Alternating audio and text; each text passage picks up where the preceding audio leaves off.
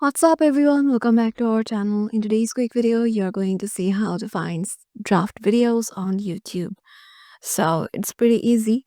You so don't skip any part so that you don't miss any steps.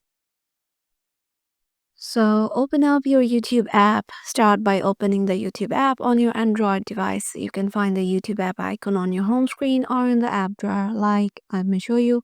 It can be like in your app drawer like this, and it can be also in your menu like this. So once you head over to your YouTube, then look for the plus icon in the top bottom at the bottom of the screen, usually located in the center. It's a circular icon with a plus sign inside. Simply tap on it to proceed and choose create a short or a video. A menu will appear with few options. Among them, you need to select either create a short or a video. This option is specifically designed for creating short and engaging videos. So once you have selected, you will be directed to the camera interface. This is where you can start recording your short video. On the top right corner of your screen, you'll notice an icon that looks like a folder. This is the drafts icon, specifically to say.